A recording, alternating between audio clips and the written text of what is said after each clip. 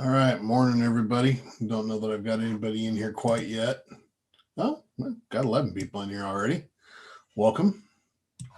Thanks for coming by. Give me just a second here to get everything all set up and organized and people notified and all that good stuff. How's everybody doing today? Today is going to be kind of an interesting one. I think I'm going to kind of open this up to a kind of a live. If anybody wants to jump into the Zoom, I might just put the info in. We can just kind of do a live Q&A. We're actually having a real-time discussion. I think that'd be kind of fun. It's entirely up to you guys, obviously. But, I'm willing to go there and do that.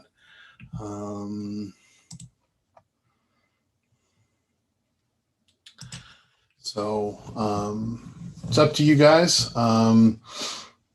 We should be good. I don't see that anybody's able to get into the chat yet. Again, I can tell YouTube is messing with us once again.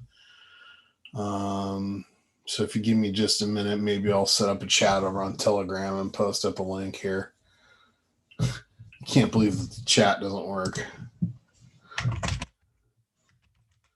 Actually, I should believe it because, well, everybody's messing with me. Give me just a sec.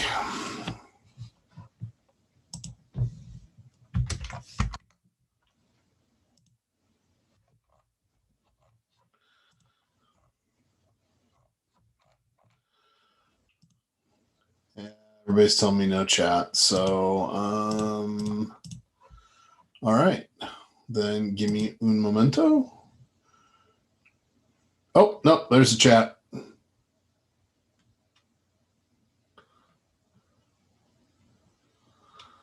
All right, sweet.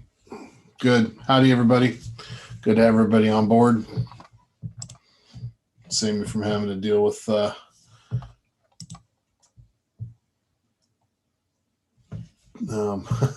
2 or 3 different ways. But all right, cool. It's working. That's good. So who's you guys are interested in maybe doing a live jump on and we can have a chat, because it's so much easier to discuss things, versus me trying to read and keep track in the chat. So if you want into the Zoom, just let me know. I will I'll get you the info to get into the Zoom, and you can get in, and you don't have to be visible. You can go invisible, and we can just but I prefer to voice chat when we're doing these kinds of things. So especially for later on, because I was watching one of my older videos and I was doing the Q&A at the end, and I'm realizing I'm just responding to stuff I'm reading on the screen, but nobody else can see that in the video. So nobody has an idea of what I'm responding to. It's just me saying stuff that, and you got to try to make sense of it after the fact. So give me just a second here.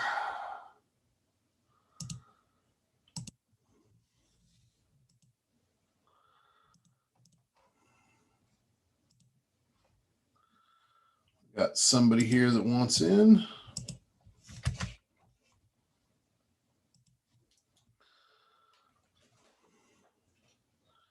Good evening, Ann. Howdy, Minnie. Hey, Morgan. How's everybody doing? I'm glad that we're actually getting it working this time. Machiavelli's going to join us here.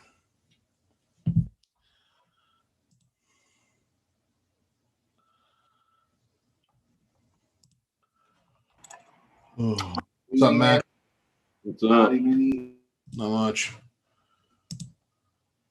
How are you? I'm good, dude. Your stream is like behind, so Yeah, you've got to, when you're watching the YouTube, you got to, and you're in the Zoom, you have to mute the YouTube Yeah, because it's about 5 second delay. It's gotta find it up. I screws didn't you up. know that. Yeah, I had to I had to learn that. I positioned the Zoom screen over the YouTube video portion of it, and then I have the YouTube chat off visible on one side so I can kind of see it, but Yeah, thanks for not having get me. too screwed up by seeing myself 5 seconds later. It is a little disorienting. So, anybody else in chat wants in? Or We got a Danya, good see question that to you start off want to with. maybe be in.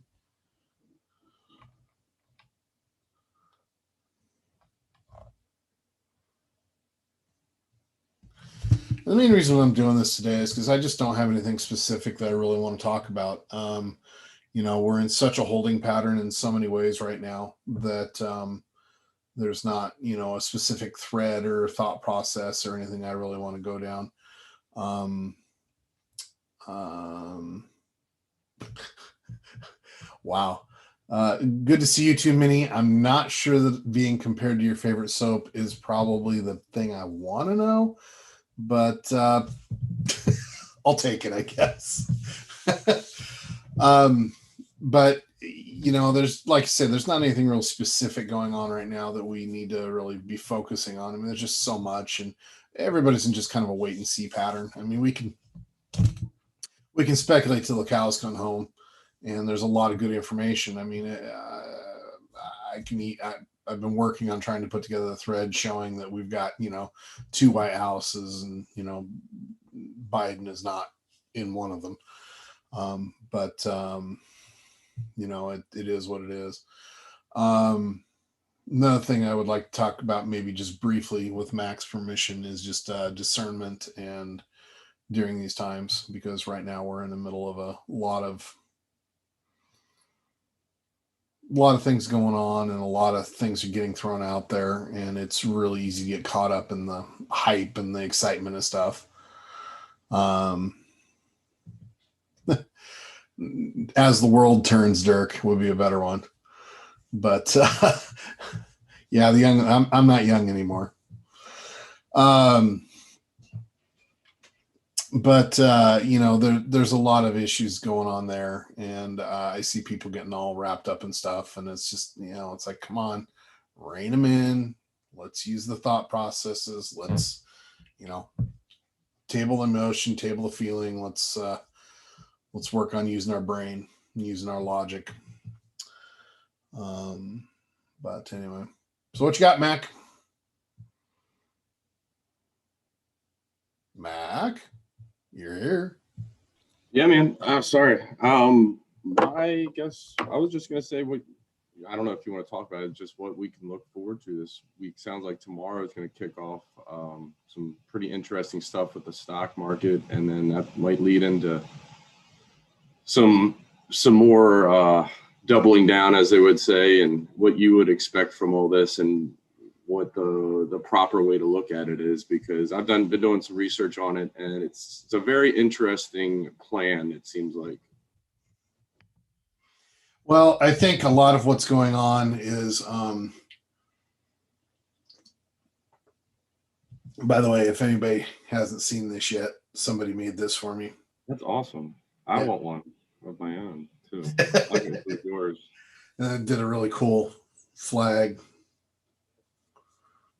But yeah, took my avatar, and I like it a lot. I think it's cool. Well, what I think that we're going to be seeing tomorrow,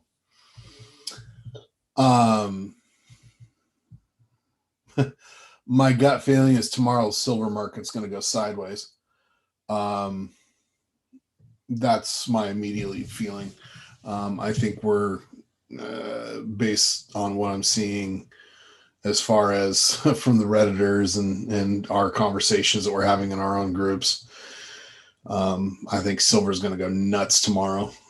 In fact, I just bought another 40 ounces today.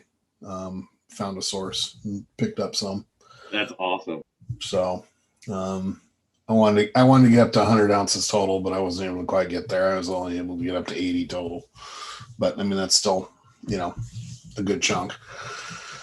I It's think converting cash in the bank into hard assets, which I think is not a bad idea right now because we're at the point where banks are going to start getting questionable as well. The thing is I'm not a financial guy, and I don't really want to be, giving advice on that to the world. yeah, no, I got you. Not my thing. What I'm doing is one thing. What I'm going to suggest to other people may not be the same thing. It's like when I build motors for people, or build cars, I'll build for them one way and I'll build for myself another way because I'm willing to take the risks with mine where I'm not willing to with their stuff and their money and their, Oh, yeah, it's, totally. it's a whole different world, It's cover your ass versus, screw it, let's try it, One thing I So, did today was compare it to January 31st Q post and how it lined up to our news. It's very, very interesting. It mentions TG, which is Tashina. I can't even pronounce her last name. Gahar, I think it is. mhm. Mentions Freedom Day, which is actually February 1st, and some other things. But it was pretty interesting to see. It just seems like this week we may see some real movement on things. Yeah, I think that there's so many potential things that it could go on this week. I mean, we've got stock market, we've got precious metals market, we've got Jesus, we've got the 10 days of darkness, which is now turned to At the 11. crypto market too. Yeah, crypto. There could be some crypto stuff, just markets in general, I guess we'll just say, and then you have the potential reports coming out. I mean, we got D-class trickling constantly now. It's kind of almost not news anymore, but it is news because it's huge information that's being officially released. And then again, who's releasing this stuff? If Trump isn't in control anymore and patriots aren't in control, who's allowing this stuff to come out? I mean, it's so obvious that we have a shadow government going on right now, and the shadow government is no longer Obama; it is now Trump. Trump is now the shadow president. And How did that exchange work? I know that I've been trying to figure that one out. Do you know the details behind any of that? behind what? How, like, there was a shadow government with Obama and how he was able to run things, and then how it's now Trump having the shadow government. How does that Well, exactly?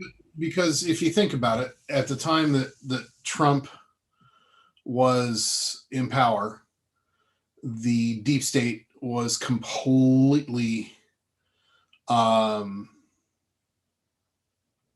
um, in the hands of the cabal. Well, now the cabal has the official power. They're the front man. So there's no shadow there. I mean, even if Obama's pulling the strings for Biden, which we all assume he probably is, it's he's not in the shadow. The shadow is the other person. Now, the thing that Trump has that the deep state doesn't have is the military. The military is what's making the difference here. The different, having the NSA and having the military intelligence and the DIA and all those folks and the Marines, and as an extension of the National Guards, all in his back pocket right now is just a genius move because he who controls might is right. And,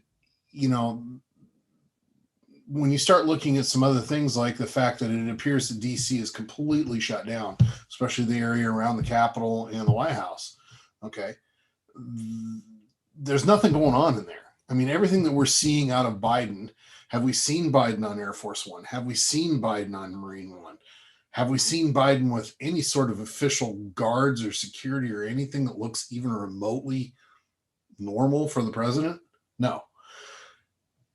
Everything that we've seen out of Biden looks like something that could be easily done in a sound studio or a stage. Okay. It could all be created, every single bit of it. There's not one thing that's happened that looks like it's real or live or not pre-recorded or something. And then you throw in the fact that you have Trump, who is backed by the military, and we know that we've been told the military is the only way. He's in what's known as the Southern White House. Before he bought Mar-a-Lago, Mar-a-Lago was donated to the U.S. government as a summer White House or a winter White House for the government. That was its purpose. It's got 3 bomb shelters. It has a skiff. Okay.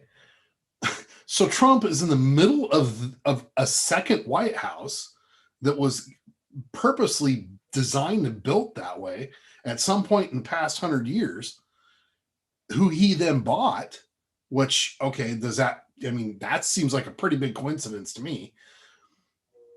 And he's in the middle of that, and that's where he's running everything from.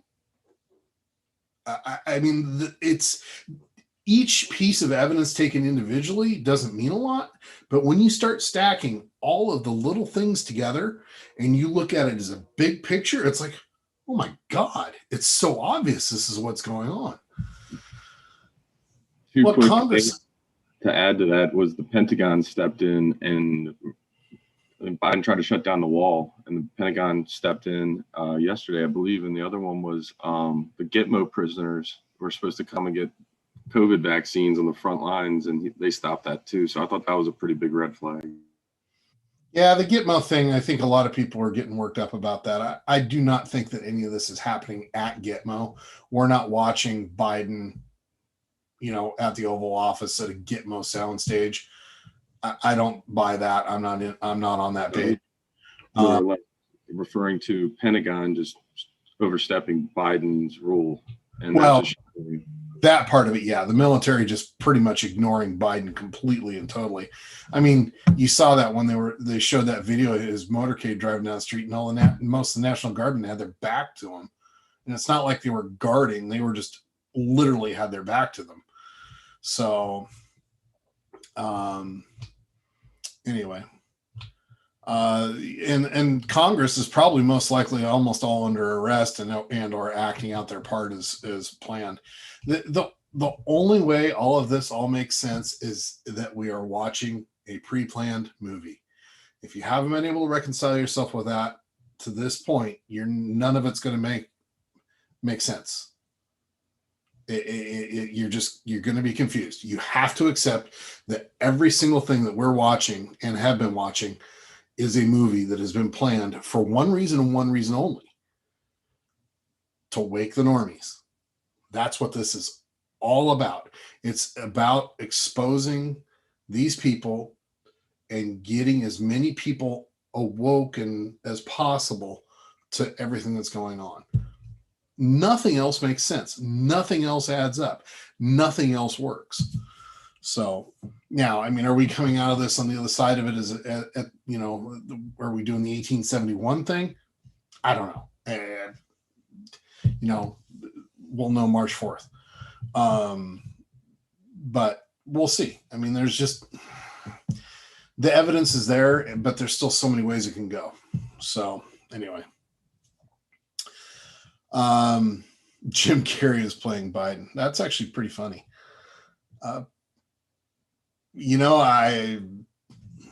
It's possible, because we know that Biden now is not the Biden from 5 years ago.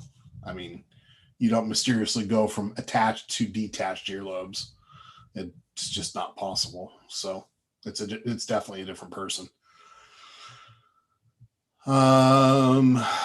Trump possibly being the first arrest. Yeah, that'd shock the world. I don't see where that would gain anybody anything. Other than perhaps being arrested doesn't mean convicted. So, it's just like being impeached is not impeached. So I could see that as being a possibility. But, man,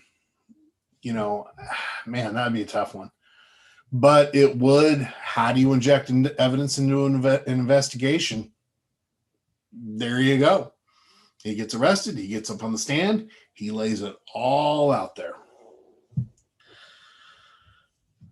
The vaccine thing, what the vaccine thing is doing is and again, people got to remember this is war.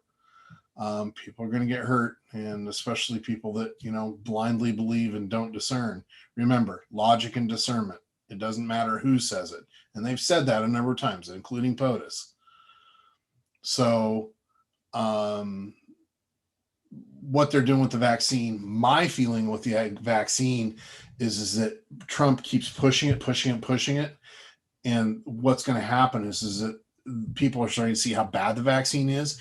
And then you're going to see schools mandate the vaccine, and you're going to see all the parents change their paradigm. They're going to change the way they live. They're going to change what they do, and they're going to pull their kids out of school, and they're going to homeschool their kids, which is what we want to have happen, because we want to destroy the education system.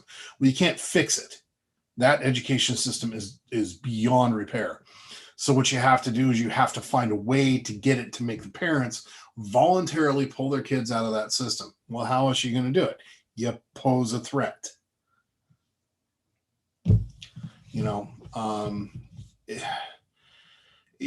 Again, we got to look at the 40,000 foot view and see the big picture. And, I was trying to justify and rationalize his pushing the, God,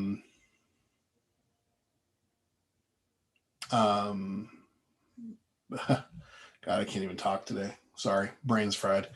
Trying to rationalize why he would be pushing something that we know he's not a fan of. I mean, we know he's not a vaxxer. I mean, we know this. So we, as Anons, we should be going, wait a minute, he's doing something that's out of a character. Why? Well, that means that what he's pushing is not something that we necessarily need to trust, because it's out of character. And I've kind of changed my tune on that, because initially I was like, well, POTUS is saying it's okay. I'm inclined to go with it. But we also have to remember that we have to be discerning and use logic for everybody. It doesn't matter if it's POTUS or Q or whatever. We still have to use our brains. So, Banksy, yeah, I'm on Telegram. But I've got a channel of Danno's House of Snark, a couple different channels. So I haven't run across you there. So if you're talking to me, it's not me.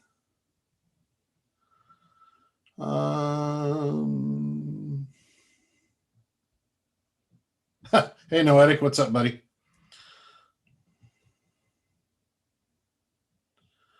Thanks, Jamie. Yeah, I mean, the Twitter thing has really kind of put a crimp in my style, I'll admit. I do miss Twitter, because I like the way you can build threads there.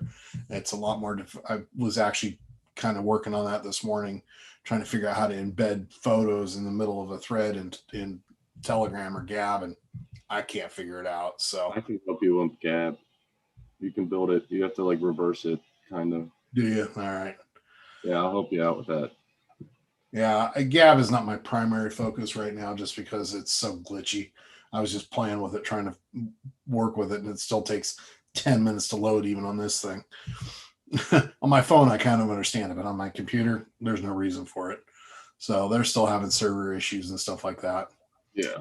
But hey, Dirk, you can utilize a Google phone number or something like that to get in there. And you can hide your phone too.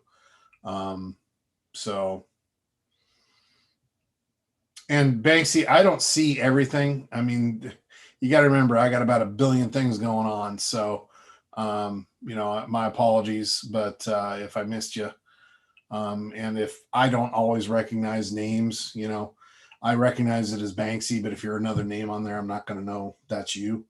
So you got to keep that in mind too. That's why I try to stay consistent with my naming. There's at least people know who I am. People come up with 3 or 4 different names, and it's like, okay, do I know you? I get that in real life too, so don't feel bad. I'm like that. Hey, Dan, how you doing? Doing great. How are you? Yeah, nice to see you. I don't know who this person is. I kind of vaguely recognize him. Turns out it's somebody I've known for 20 years, but I don't remember who it is. Anyway, I'm horrid with names.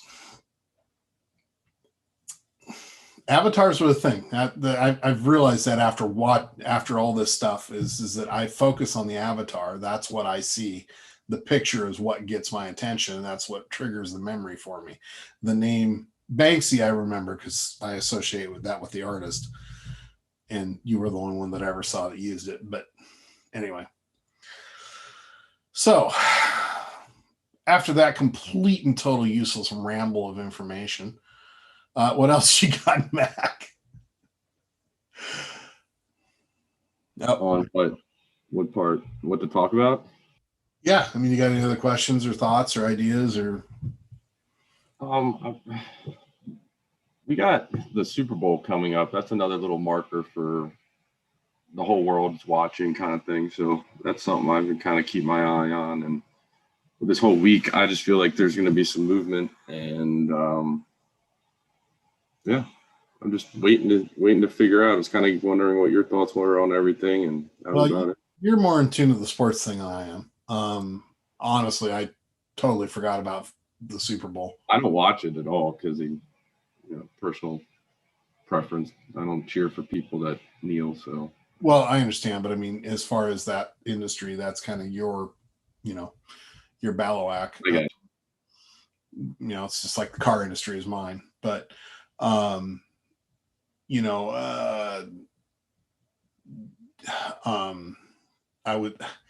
don't know. I don't even hear anybody talking about the Super Bowl. There's not one mention of it on my Facebook feed, which, by the way, my Facebook is not open to anybody. I don't cross correlate the two.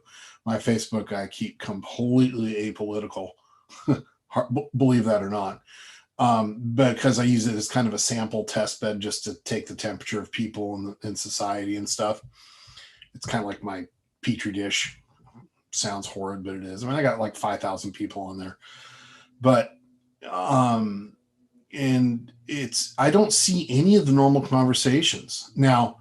Admittedly, I mean, it's mostly car people that are on there, and as a rule, car people are about 95% uber conservative. So I mean, for the most part, I'm seeing a lot of waking up. I'm seeing a lot of people posting stuff that has to do with Q and the awakening and people waking up to the corruption. I mean, there's some that are still asleep, and wildly so. Their TDS knows no bounds. But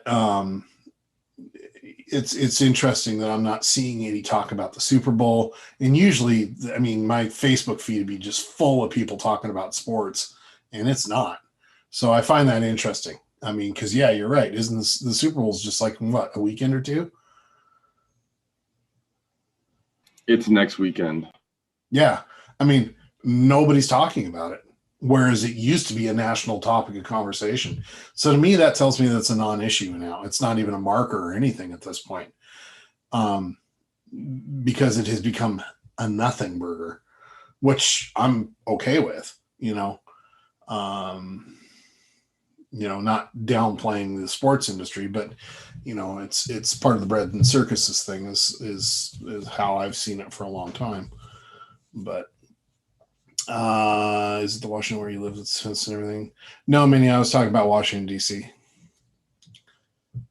NFL ratings went down 7%. Only 70% I would buy. But again, I'm not a sports guy, so. It could be the gambling community, I think they're betting on everything political this year. Pretty much.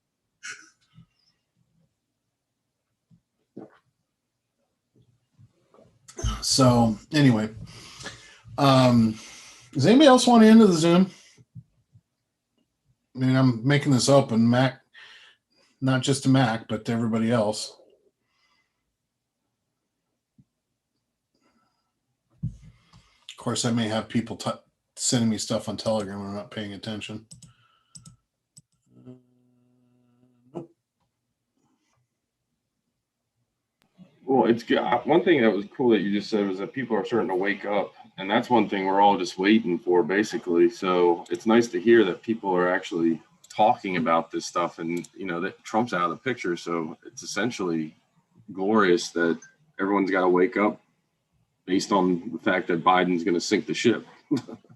Well, let me, I mean, and I'll just use my Facebook page, which again is mostly conservative, but to illustrate, I mean, last year I had maybe two, and keep in mind, the Facebook is my car community stuff and personal friends, high school, people I've known for years, that kind of thing. So it's mostly conservative. There's again the odd liberal in there. Last year there was maybe two people that were consistently posting Q stuff. And obviously people that were following along.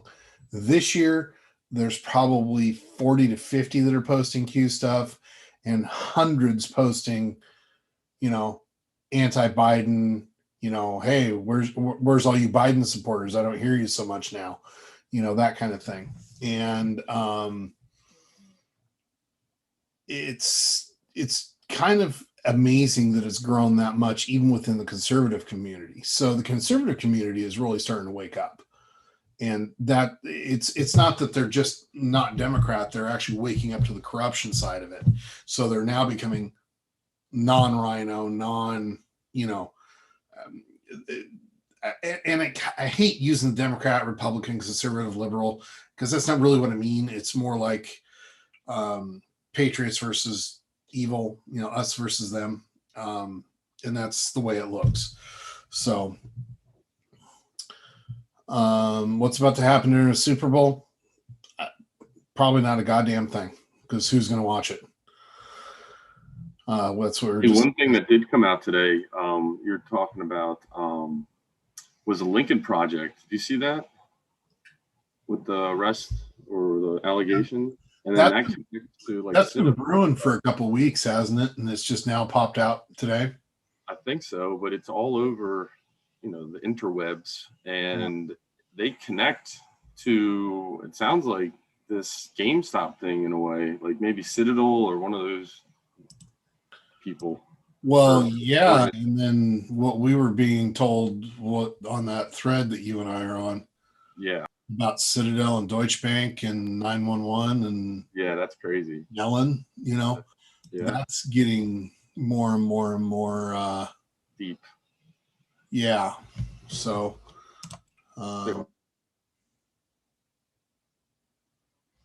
anyway.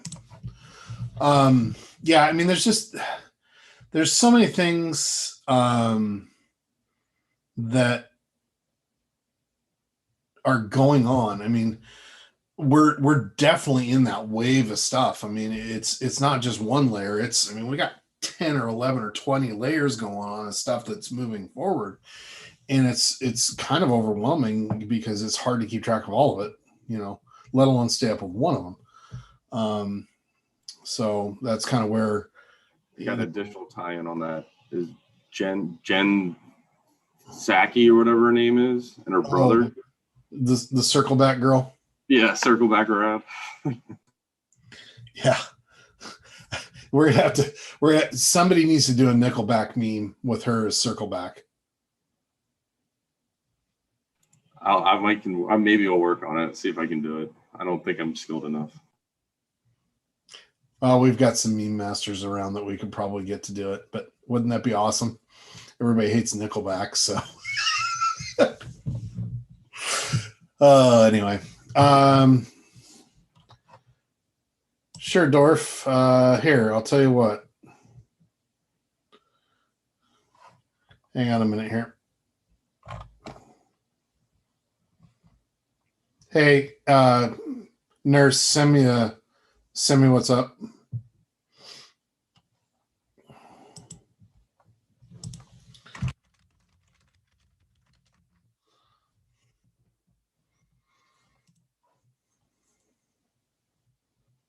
Oh, is that meme done already, James? Well, all right. Great ideas.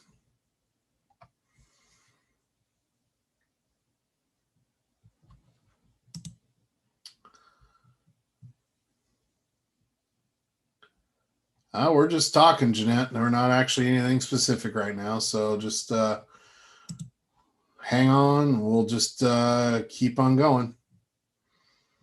Today's just kind of an open thread. There's nothing that's specific going on. We're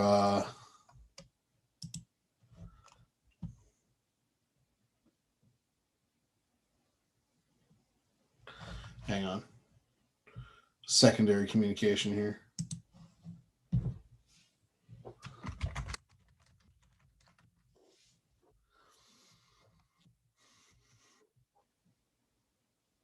Anyway.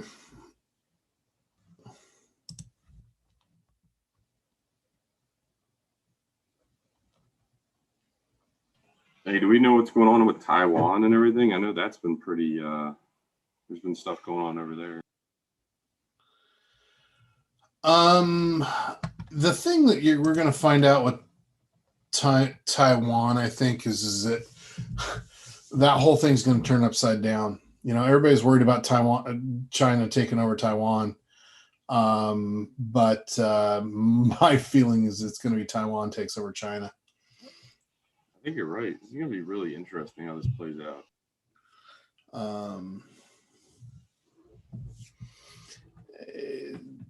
You know, it's there's just so much going on that we could discuss, and the problem is it depends on, you know, what you're focused on and what you're paying attention to and stuff like that too. But yeah, that one. Well, I was in a really interesting discussion last night. I was on a Zoom call for a couple hours last night with Beer, Burn Notice, oh, who else was in there? Can't even remember the name.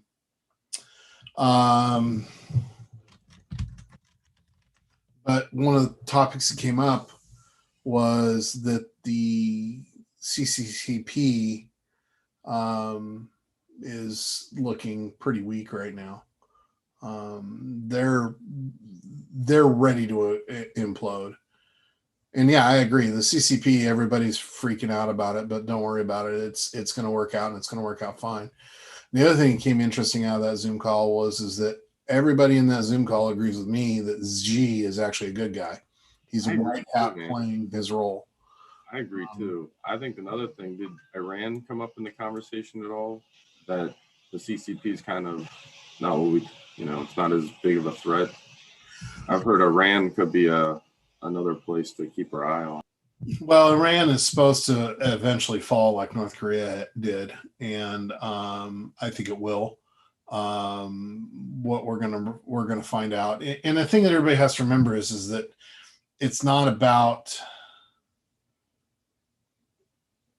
China and their government or Iran and the government. It's the deep state, and the deep state is ultranational. They transcend borders. They transcend governments. They're more corporate than they are anything else. And that we are now starting to understand that, the CIA is part of that, is a big part of that, but also like the Chinese Communist Party is part of that as well. But what people aren't understanding is that means that the CIA and the Chinese Communist Party are part of the same entity. They're one and the same. They're the same thing. So when people are talking about ties with Mossad and the CCP, well, we know the CIA and the Mossad are basically one and the same. So take that next step. Yeah, you're right. And that's what we have to be thinking, and that's what our mindset has to be when we're seeing this stuff. It's not just Chinese Communist Party; it's the deep state, which comprises the CIA, Mossad, the SES, the Chinese Communist Party, and all these different things that are in the banks and in these corporations. It's all part of it, and that's what we have to understand and visualize. It's not individual people like Xi. It's not the people like the people of China. It's that middle level and the hidden upper level stuff that we don't see, that's really the controlling and ruling force. And that's what everybody is fighting. Xi is a nationalist, much like Putin, much like Trump. That's why they're working together, because they are all three nationalists and they all three want their countries to be free of this crap. That doesn't mean that, I mean, we're in kind of an enemy of my enemy is my friend thing right now with China and Russia. We're not best buddies with them. They're not going to do 100% what we want them to do. They're not going to be always doing the thing that we want them to do. But for the most part, in general, our interests are aligned and moving in the same direction. And that's the thing that we have to keep in mind. When you throw the news media spin on stuff, what happens is that they'll take one time when Xi steps out and does something that makes, goes against what is everything. Then they're going to make that into this big deal about how there's this huge schism and, there's no way, and blah, blah, blah. Well, no, it's just him looking out for his country's best interest, the way he thinks. And that's fine. And Putin's the same way. Putin's going to do what's best for Russia. He's not going to do what's best for China. He's not going to do best what's for the US, unless it happens to also be the best for Russia. So, and that's just, we have to get our mindset completely different.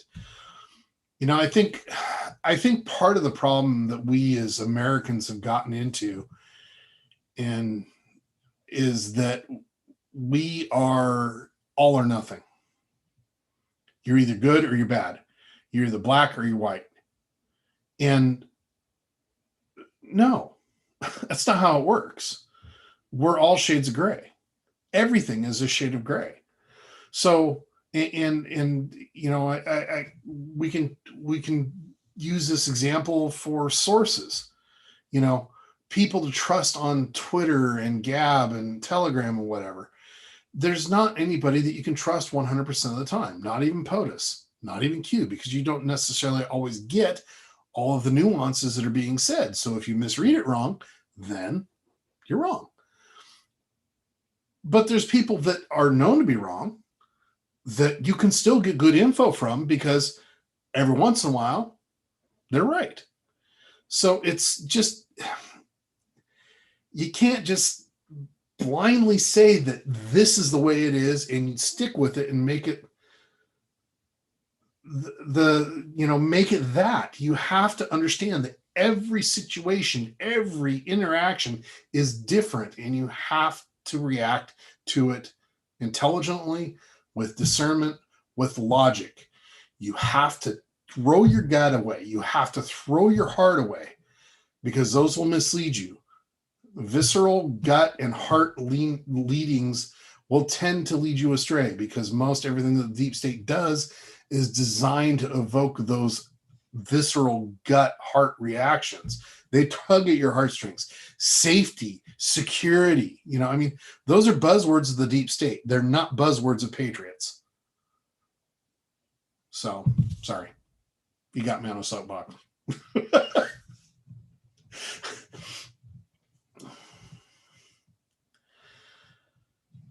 But yeah, and I see people in chat kind of tending to agree with me for the most part. So, and that's, we just have to be aware of that. I see people saying, and I'm guilty of it too. There's certain guys that I just throw out because it's like, you know what? Yeah, you may be right once in a while, but it's not worth me trying to sieve through your bullshit to figure it out. I'm not saying I'm perfect at all, but I'm just saying that we as anons, we need to do a better job of doing this and looking at the grayness of the world and understanding that the world is gray. And I can't believe we as Americans have so much trouble with that, because we're such a melting pot society. We really need to understand that everything is a melting pot, and everything is a blending of reasons and thoughts and processes and motivations and things like that. So, anyway.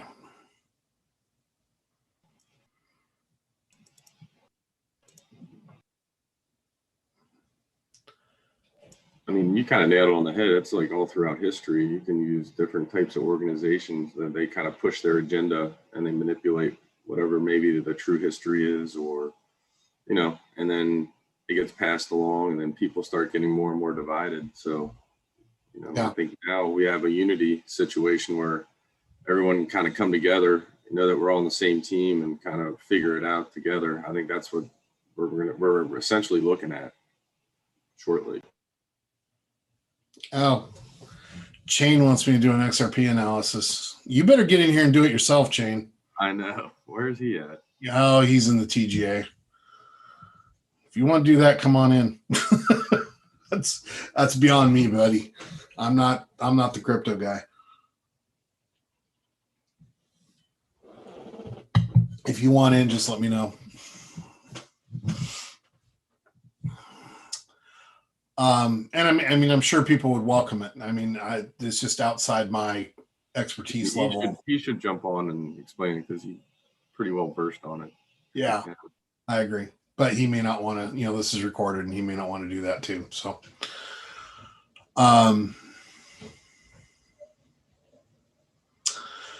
and Noetic points out, by using emotional, it circumvents the cerebral cortex and its higher brain functions and run around the logic center. And that's exactly true. And that's why, everybody says, oh, follow your heart, follow your gut. Well, I'm okay with that to a degree. But when you're talking about critical decisions and things about, that affect other people, you really need to not necessarily just follow your gut. You got to engage the logic. You got to engage the discernment. Had an interesting discussion with Beer's wife last night about specifically that. And it's really important to understand that you have to disengage that because it's just, discernment does not involve emotion. It really doesn't. It's logic and discernment, and it just tables all that emotional garbage. Think of yourself as becoming Spock, just look at it and go, fascinating, and leave it be. Because if you can't approach it from that way, then you're allowing other things to cloud your judgment. Another good example would be like an emergency room doctor. When you have a trauma patient come in, they don't get all flustered. They have their procedures in order to address the situation. And once your emotion gets involved, then you're clouded in how you actually think. So yeah. Yeah, no, that's an excellent example and one I should have used because I know that. Nurse has described to me her situation in the ICU a number of times about how that they've got to stay, focused and going in direction and not losing their cool. And it's all about that logic and those processes and the steps and staying on task, versus letting your emotions take over and overwhelm you. As far as Apple shutting down Telegram, I don't think so. Not yet, anyway. I think they would have done that already if they could have. I think Telegram's going to be around for a little bit. I could be wrong, though. That's just me saying that because, I don't have any factual evidence or sauce or something I can point to. It's just my gut feeling. Speaking of just being logical discernment, I'll tell you my gut feeling is no. I'm not afraid to acknowledge when I'm being a hypocrite.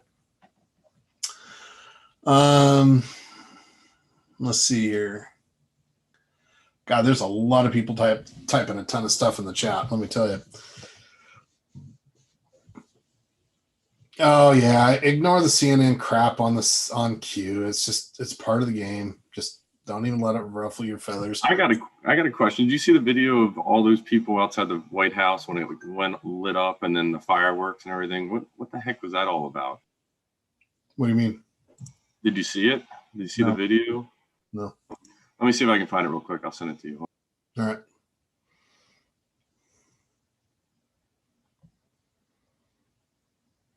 Oh, Steve, that's actually a very good point. Sorry, I'm scrolling back in the chat a little bit here. Yeah, I think you're right about Xi maybe disappearing, or he could actually become part of that thing. I think he has to remain separate from it for now.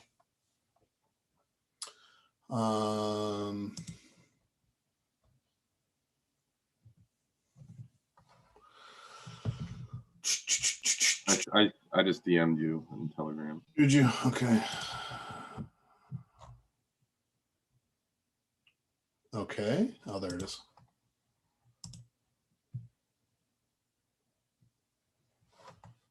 Hang on. Let me pull that over where I can watch it. The Gab link. Yeah. You can download the video, though, if you right-click on it. Yeah, I'll just play it.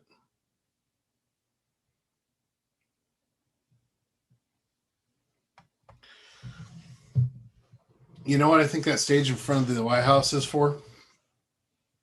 The movie crew? No. Is it for prison? Go ahead. What's that? Look at how tall it is. It's like a prison overlook or whatever. I don't know the name of it. That's what would be my guess. I'm thinking it's going to become a gallows. Oh, wow.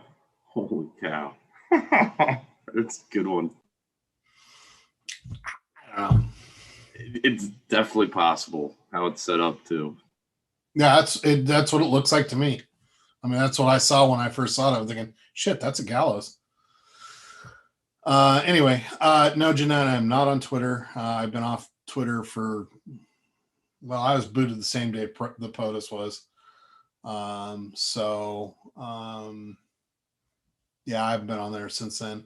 For everybody watching, I am on Gab and I am on Telegram. So, and again, Nurse, and that's a good point. This has been a plan in the works for years now. You know, I mean, if you think about it, when did Trump buy Mar-a-Lago? If Mar-a-Lago is truly the Southern White House, would that not indicate that he was aware of his role in the plan at that point in time? 2001? Yeah. Wow. A lot of people theorize that Trump has been involved in the plan since '99. It was part of the plan after JJ was offed. My Gab handle is at Snarkish Danno, just like I was on Twitter. My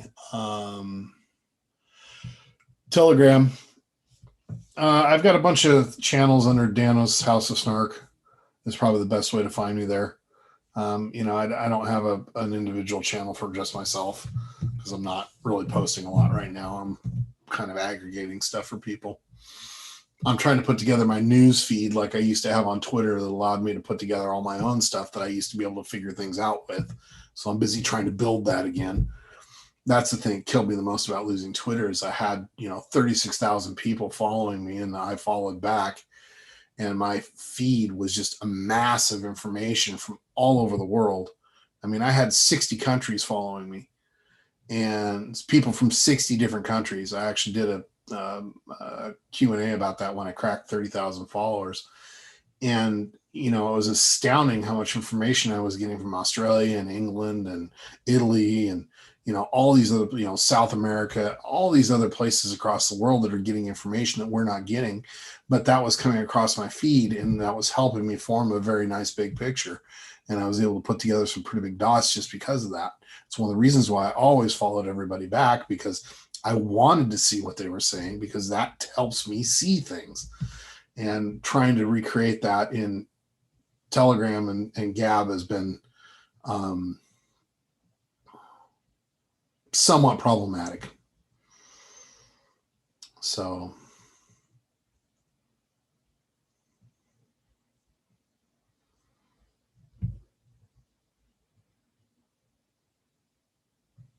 yeah, the Plus Ultra thing is very interesting. There's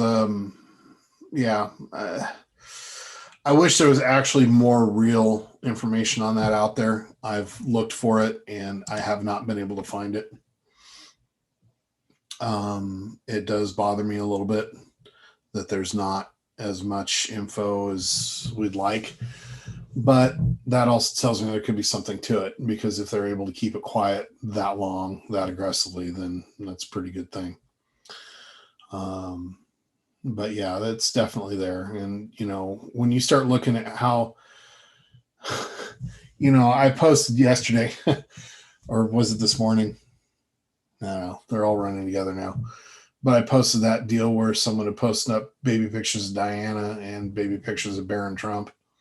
And even as they age, how similar they are. Man, I got ripped by some people on that one. But, the funny thing is that it's not about saying, yeah, this is for sure. It's about, wow, look at this coincidence. And then you start looking at, Trump's uncle and the how close that he looks to Julian Assange. And, we found that these cabal families, these bloodline families, I'm not going to use the word cabal. Let me use the word bloodline. If any of you have seen my Swindoll video breakdown about Luciferianism and the Satanist child upbringing and all that. Hey, Beer, good to have you, buddy. It's you'll know that they obfuscate their lines. The kids get passed around, they move around. They're not always given, and there's various reasons they do that, but part of it is about breaking down the child and creating the perfect narcissist. But I think the bloodlines tend to do that in general anyway. And if you think of that, if you consider that maybe Trump is part of a bloodline, Melania is part of a bloodline, Diana is part of a bloodline, Assange could be part of a bloodline. We don't know who these people really are. We don't know who their parentage really is. We get told and we're given stories, but do we know that? No, we don't. So everybody wants to say they want to kind of get all up in arms about, speculation. But when you have physical characteristics and similarities that are so close, like with Julian and Trump's uncle, John Trump. It's hard to kind of walk away from that without going, there might very well be something there, let's look at a perfect example, Merkel and Hitler, how do you make those two connect? Well, it turns out that there was something there, and you start doing that age regression thing. You start looking at parents and stuff like that. And all of a sudden it becomes, wow, that is actually a real possibility. So, people want to get upset about speculation. And as long as you know it's speculation and label it as such, it's okay. If you go out there throwing it out as fact, then, you need to be laughed out of the room. And I agree with that. But if you throw it out there as hey, that's what if, or an interesting what if, then it's a whole different story. I think people that say no, you should just ask them and start with, do you think Hitler survived or not? And then you realize, you can go from there. Where did a lot of the Nazis end up going after World War II? Yeah, you can get into Argentina and Paraguay and Uruguay. And there's a definite trail there. I just said there's a definite trail. Like you could walk somebody through it. You can go visit the spots, literally. And it's accepted now. You can go to the History Channel and watch a special on it. It's not like it's unknown. So, Wasn't there a new Hitler documentary that just came out that people were raving about? It really explained it. Someone was saying to watch it. I haven't gotten a chance yet. That was me telling you to watch it. What was it called? I'm going to write it down. Hitler. It's 3 seasons. I highly recommend it. What was it called again? Hunting Hitler. Thank you. It's on the History Channel. You can find it on Discovery too, I believe. It's phenomenal. It goes into some stuff that, if you know some of the history of the Bushes and the CIA and stuff, it'll really start to open your eyes to the connections between the CIA and the Fourth Reich and the fact that the deep state is the Fourth Reich. But we're not going to go there yet. That's another one of those huge, big threads that I've been working on for 6 months and I've never seemed to finish because it's just too big. I just don't know where to go with it.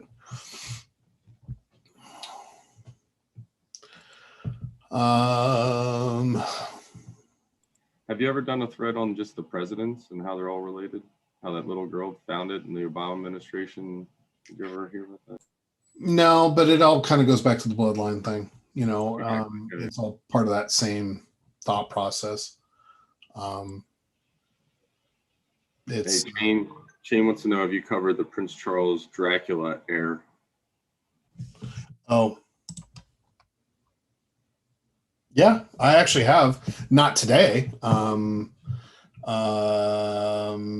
I actually did a big thread on that specifically, basically saying, yeah, vampires are real, always have been. And there's a rule. I mean, there's definitely. I'm trying to remember if I did a video, if I did my own video on that or not. I don't know if I ever got there with it. Hang on.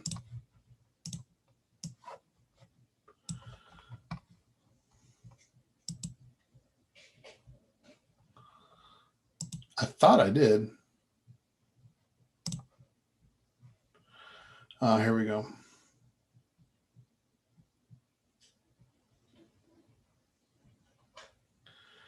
That might be in the Luciferianism video. But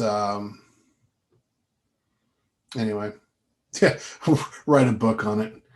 Yeah, everybody tells me to write books. I've got so many books I could write right now. It's not even funny.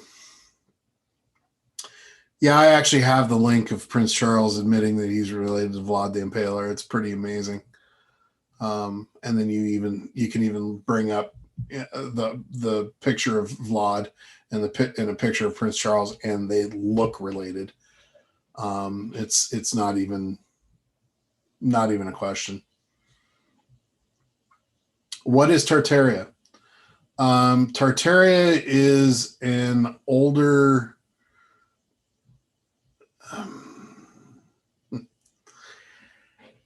Let's just say that Tartaria is part of a much older system that goes back a long ways, and it is Beer,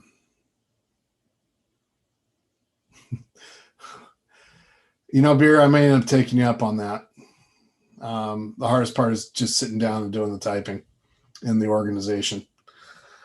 But Tartaria is that's a really, really, really, really, really, really deep and really very complex subject that's not as easy to contemplate on this as we would imagine.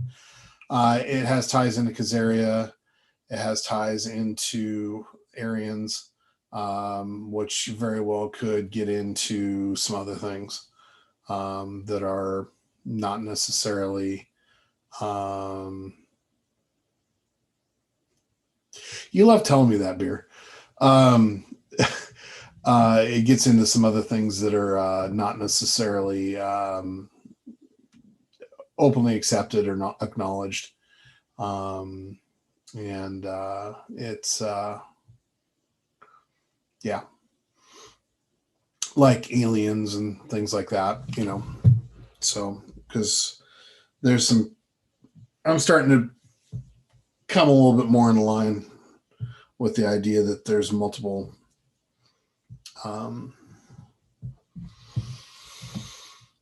races, multiple alien incursions, multiple things going on. So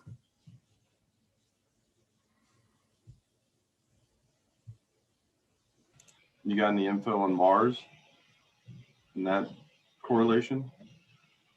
Some, not anything I'm really willing to throw out there yet, because I haven't sorted it out in my own head yet to where it's square in my head. I kind of like to make sure that I have it figured out before I throw things out, because I don't like to just toss out stuff without having some sort of for sure, or at least frame of reference. God, God, the chat's going crazy. I need somebody just to moderate the chat and tell me what's going on in there. I need to do my own TV show. That'd be kind of fun. I'd enjoy narrating a TV show. I have a face for radio though, so and nobody wants to see me huffing and puffing and sweating and flopping around in a walking up mountains. Why does all the cool stuff have to be like either deep in the jungle or on top of a mountain or someplace a fat guy just isn't going to go? Let me drive my hot rod up to it and get out and walk 10 feet and I'll be happy. But no, it's got to be buried in the middle of nowhere somewhere where you got to do all this work and sweat and all this other nasty crap. Ew.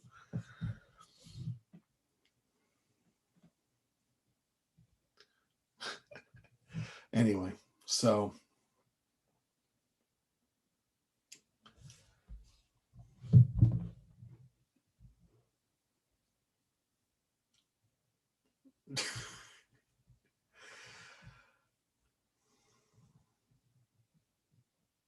I'm just reading the chat, guys, so that's what I'm trying to figure it all out here. Jesus Noetic, I am not giving you a reach around just to ride your damn bike. No. Okay, so I will say that I do not think that we're going to go digital for money. I'm just not sure I buy that fully yet.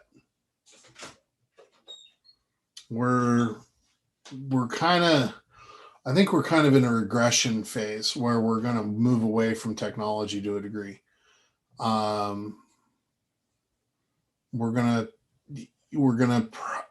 feel that we're going to kind of de-escalate technologically in the way we're connected, and we're going to evolve into a higher technology that allows us to be more independent individually. And things like the 0 point energy or free energy and things like that, and the anti-gravity will allow exactly that. We won't need what we have, and we won't need the kind of exchange that we utilize today. So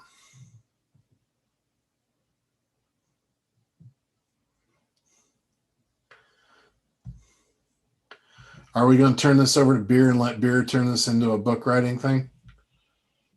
I think, yeah, Beer can type it all out for you, and you can just orotate it to him. Beer can have his cliff notes for his comments. Oh, there we go. So you're saying that Beer needs to be my note. Call it Beer Notes. I want Beer to be my secretary. Yeah, I sent you an awesome meme. I don't know if you can explain it. I've got some theories on it, but it's pretty interesting. Chain had posted it before.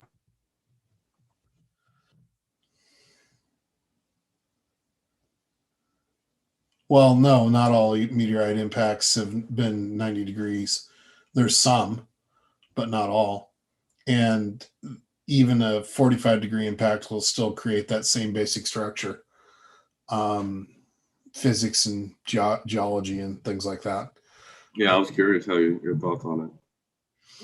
I can show you plenty of craters that you can see only half of it. So, Gotcha. You can cherry pick the pictures if you want, but there's plenty of them out there where, that you can only see part of it based on a shallow impact situation. But if you think of the way, imagine a ball hitting. Okay, let's just take a drop. Let's just take a drop of liquid in a glass of milk. Do you think that the drop of liquid coming in at a bit of an angle is going to change the fact that it's going to do this?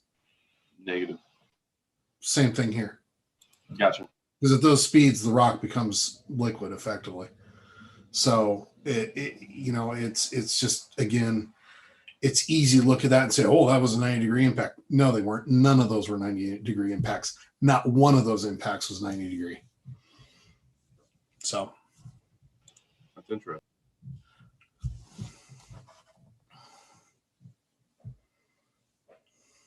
Oh, Chain. Look at Chain. What Chain posted? You read that? Where?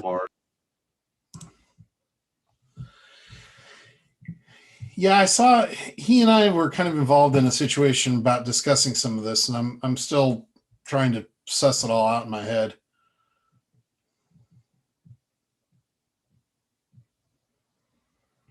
Because he said something about the atmosphere on Mars was existent 300 or 400 years ago. Correct. I'm trying to reconcile that in my head I know. with what would have caused that. Um, and he also indicated that there was um, present human presence on Mars. Fourth era, fourth Civ peak made it there, which we associate with pyramid builders. Oh wow. So, um, again, I'm trying to order that in my head to the point where I can make sense of that before I start talking about that. Um, oh, the crater thing. Did you see what he just said about it? The picture was in a joke group for a reason. He's listening. No, I know, but I wanted your opinion on it. I wanted to hear Oh, the explanation for how, I know that it was a joke, but I wanted to hear like the science behind it. okay. So Atlantean is what he's saying. So that's interesting. You just admitted that the Atlanteans were the ones that built the pyramids.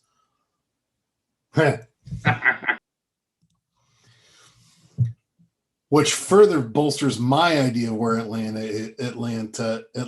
is, not yours, because my Atlantis at least has a pyramid next to it. Anyway,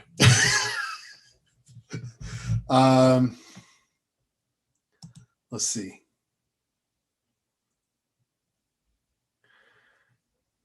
Beer, Jesus.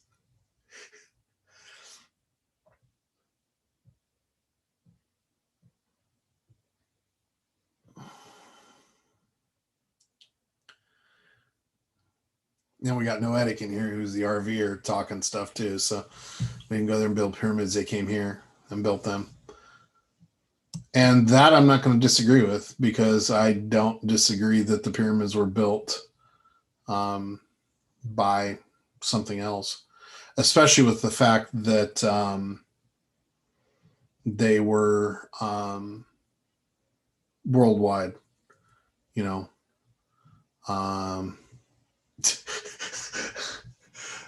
Yeah, it's a private joke between Noetic and I. Sorry. I probably shouldn't have said it on the air, but whatever. I don't really care. I'm. This isn't a highly professional thing here. This is just a bunch of anons having fun.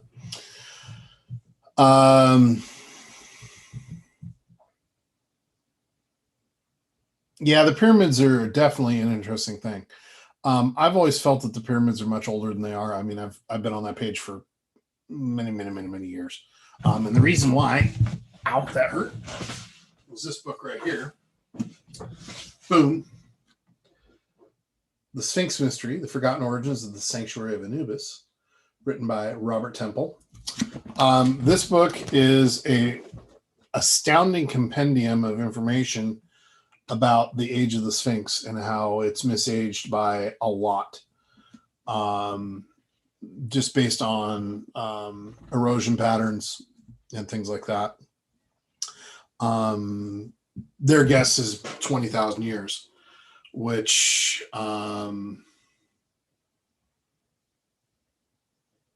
makes sense, Shane. And based on the dating that I'm getting, I'm thinking that the whole Egyptian subculture very well could have been Atlantean in nature, based on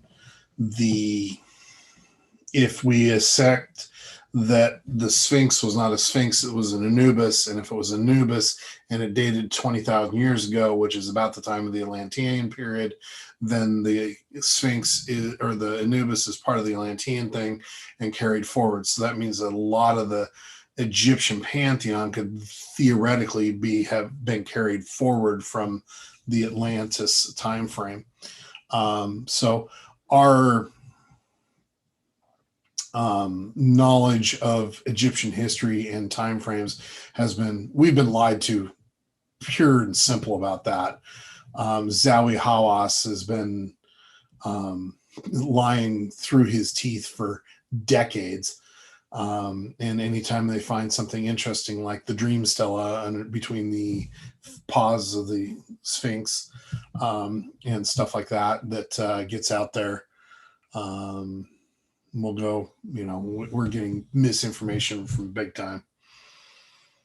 Shane wants to know if you ever covered the tall whites. I just saw that. No, I did not. I don't even know who they are. Is that the Nordics? Or equivalent to what we would call the Nordics? Kathy, I honestly don't know. I'm just starting to dip my toe into some of this stuff. I mean, I've been peripherally aware of a lot of this for a long time. I'm just now starting to get information that's starting to put some of the pieces of the puzzle together. This is really my passion, because ancient history and putting it together in the correct order and the correct form is really, really, really what I want to. That's what I want to do, and that's why I study things like Atlantis and the pyramids and things like that. So, oh really? Sounds like another conversation we're going to have with Shane, because I've never heard of the tall whites. Is that the same as what the shining ones or the glowing ones? Anyway, we need to have that discussion some other time. I love you throwing bits out there, but it's like, if I don't know, it's like, because then I want to spend 20 minutes asking questions.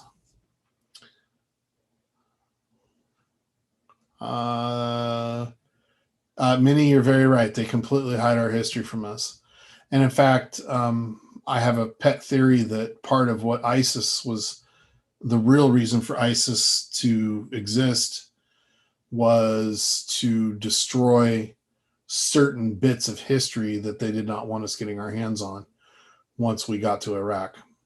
And, because there was some important things that I believe were in the Mesopotamian Valley, which, anyway.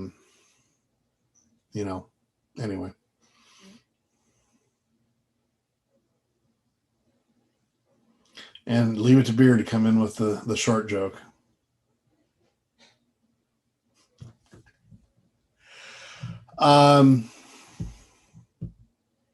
That's a good one. That I got to give him credit. That's a really good one.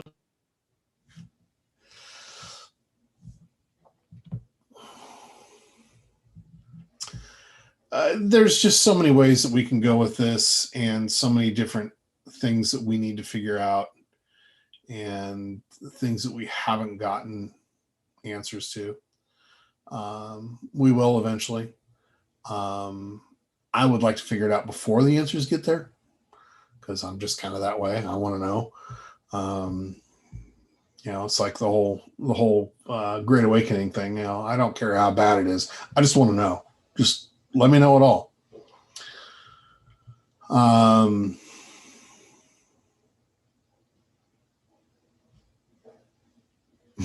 Aleppo has a lot more meaning. There is a link, and I've got to find it, and I'm working on it, between impact craters, and I know what Shane's going to tell me. He's going to say Hiawatha again, but I'm not talking about the Hiawatha. I'm talking about specifically impact craters and cabal spots, because Aleppo is an impact crater. CERN is on an impact crater. There's certain things that they actually are putting on impact craters, and I got to believe it's a material thing.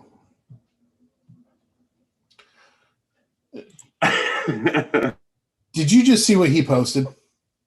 Yeah, I did. That's why I'm laughing. I want to go strangle him. you're on the right track, though.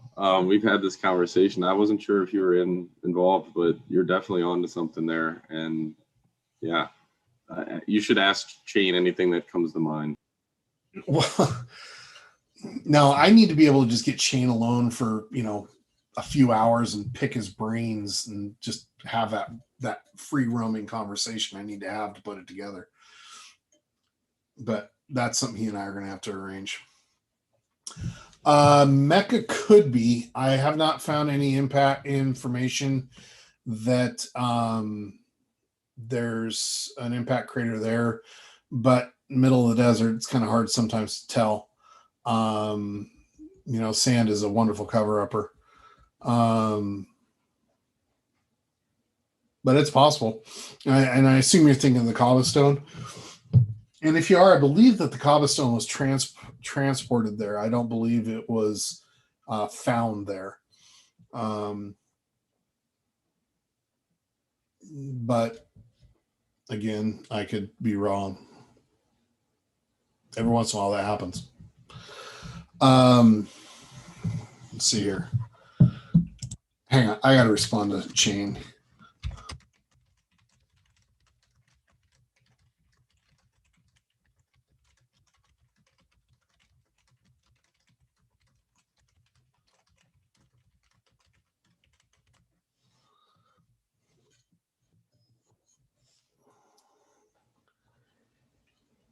Yeah, Minnie, it's called the cobblestone, Qabba. It's basically a black meteorite that they claim was sent to Earth by God to confirm Muhammad's whatever. But interestingly enough, that ties into the Ark of the Covenant / the Ark of Gabriel, which I found it was one and the same, and back to Antarctica. But anyway, because that's where they found the Ark of the Covenant was underneath Mecca, of all places.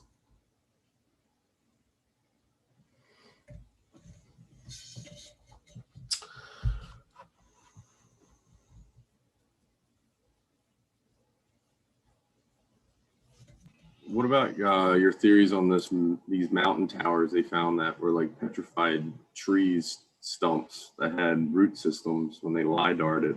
You read anything about that? I haven't heard about the LiDAR bit, but...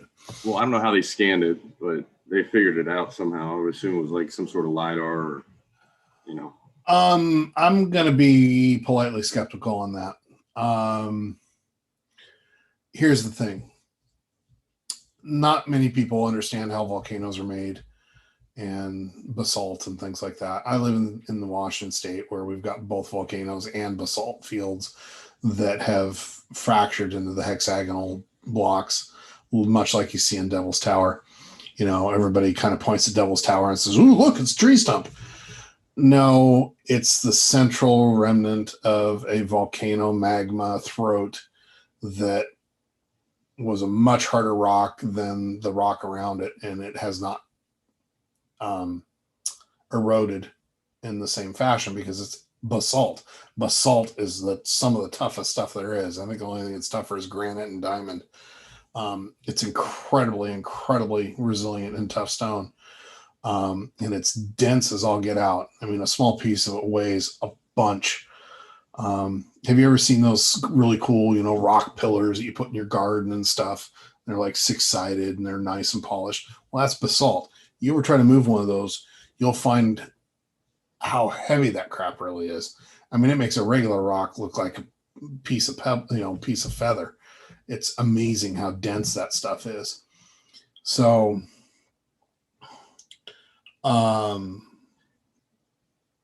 we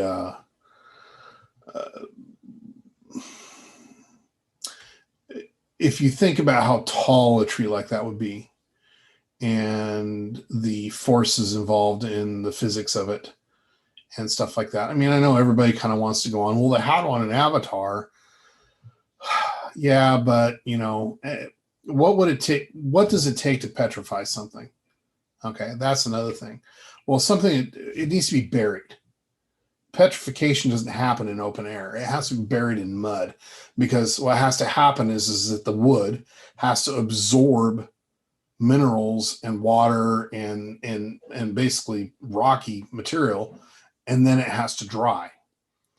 And that's effectively what is happening. That's how we get petrified wood, and that's how we get fossils and things like that. Well, something that's a tree stump that's above ground and has been above ground for millions of years has never been buried enough to petrify. So there's just a lot of things that are being said that's one of those things that it's like, okay, there's some really cool, spectacular things that are happening out there, but there's also some stuff that you just kind of go, yeah, just because it looks kind of like it doesn't mean that's what it is. And that's kind of what I go from. So.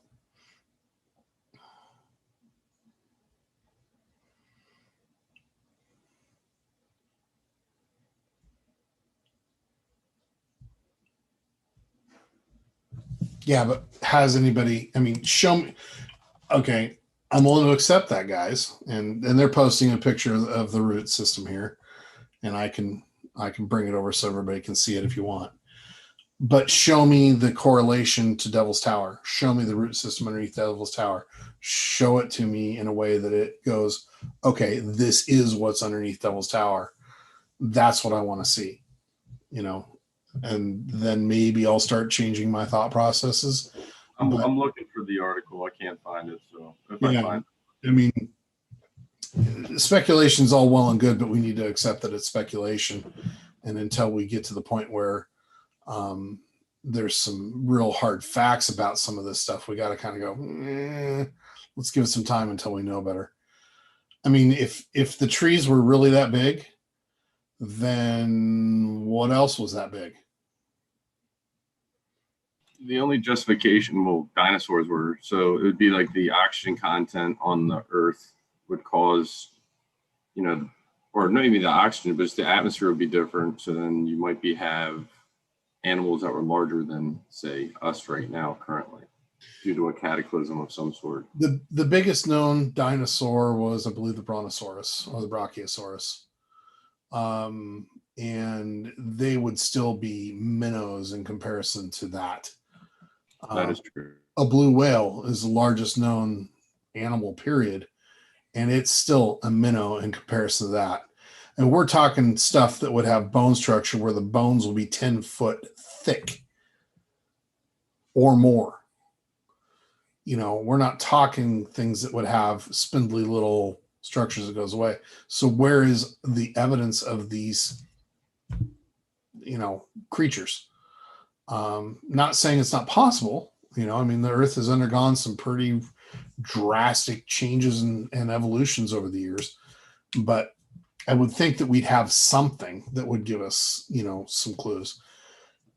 You know, and I'm not talking about a 9-foot man or anything. I'm talking about, you know, something that was, you know, I mean, in comparison, you'd have to be, I mean, let's see.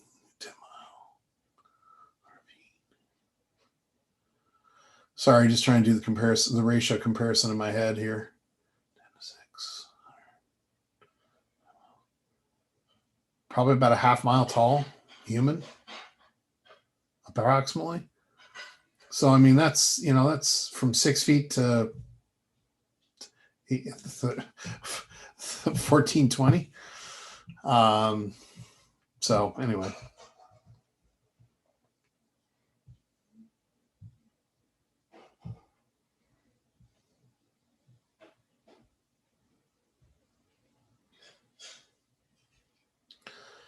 And yes, meaning that would have had to have been a total different atmosphere in order for a plant of that size, assuming it was using the same photosynthesis process that plants utilize today, which I don't think that's changed in the history of the planet that we know of. They would need to have a highly, highly, highly carbon dioxide rich atmosphere. So, and probably much higher mean temperatures and moisture content in the air as well. Think more rainforest type, then and we know that we've gone through phases like that. So anyway, it's there's so much anecdotal evidence but things that don't necessarily the pieces don't always add up.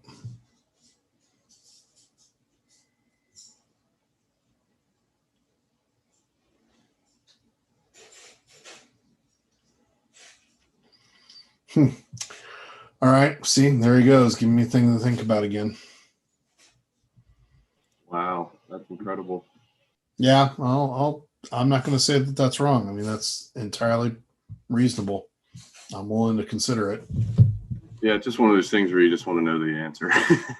Yeah, and that's part of my frustration with it too. Is you just get bits and pieces of this stuff, and you don't, I mean, if this info is out there, let's get it out there. Let's get it so that people can start studying it, parsing, and figuring it out, and putting the pieces together. So, yeah, I mean, it's coming. I mean, the UFO thing is coming out soon. I don't know how much you're going to freaking disclose technically, but at least we'll know about technology then. Well, we also know that the UFO thing is going to be,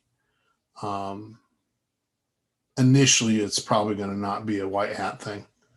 It's going to be a distraction. It's going to be a cabal thing. So whatever we see initially, we have to suspend completely belief on, because pretty much everything we're going to get shown is a lie. PM, you're partially correct, but you're assuming that the height is complete, and the height is not complete. If you think of a volcano, you've got the magma chamber, and then it funnels into a pipe, and it narrows, and at the top it then spreads. Well, if all we're seeing is from about the middle or the lower part down, that's all you'd be getting, and that's what you're seeing at Devil's Tower. Go study the structure of stratovolcanoes and how they're built, and how the magma chamber and the throat tends to construct and be, and you'll understand what I'm saying. You'll look at Devil's Tower and go, oh, okay. I mean, but I could be wrong.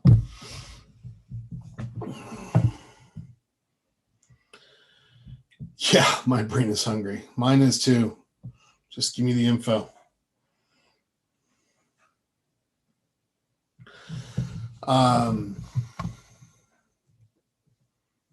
Yeah, like the fake UFO stuff is going to distract. We're going to get that initially. In fact, a lot of what we're seeing right now is the preparation for that, and it's coming. We know the blue beam's out there. We know that it's primed and ready to go. So, and that's interesting, Noetic. 35-foot humanoid. That's the largest. That's still a hell of a lot shorter than half a mile. Are we in the days of Noah?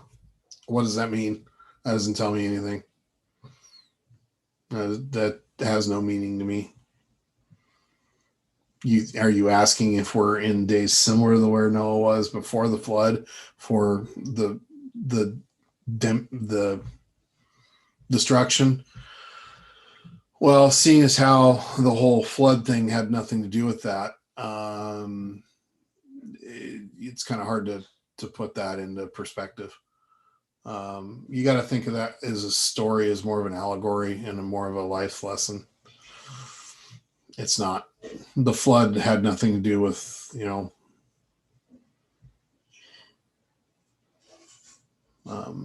what the Bible teaches you it was.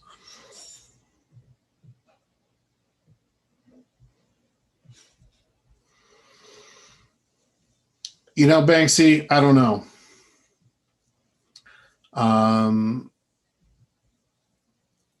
I hope so. It's 1320 twice, so yeah, you're right, Beer. I was doing the math badly in my head on the fly. You know, Q has stated that we will know the truth at some point. If we know, if we choose to know the truth, we can go find it. But I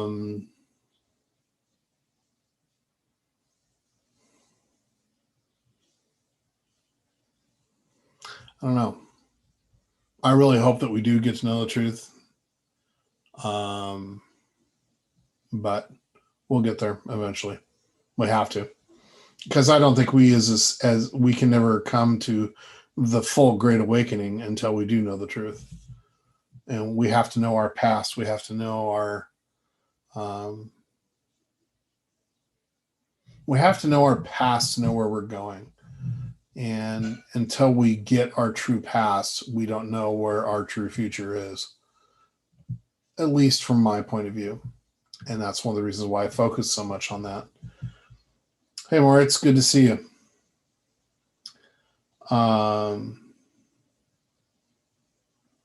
But it's kind of one of those things.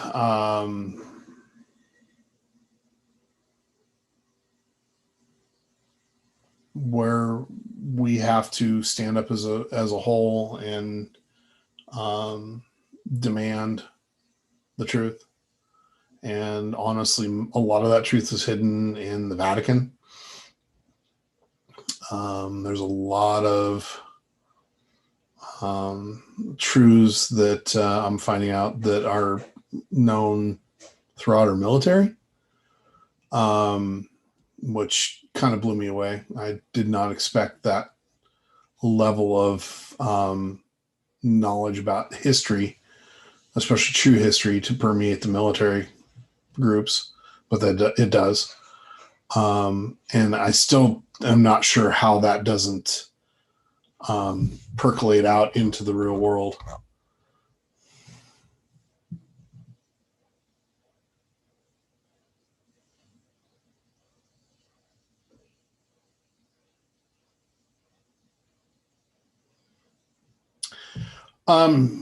Excuse me, Twitter folks. I need to ask somebody a question so that they can answer me via Telegram here.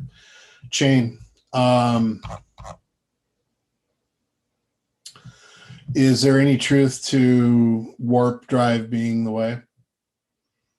Star Trek being the kind of model / way forward?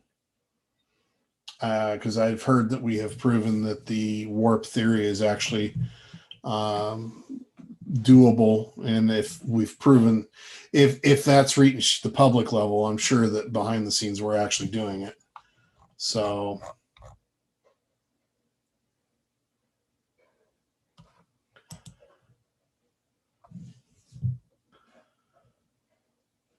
okay, so that is, so my thoughts on that are on point. Okay, well, I'm actually okay with that. I really am. I think that's a great place for us to be heading.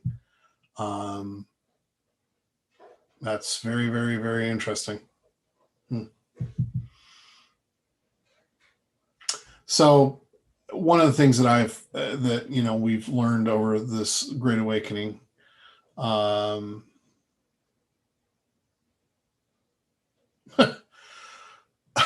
wow.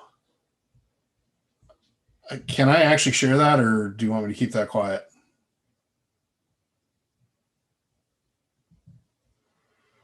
I don't know how many of you are into.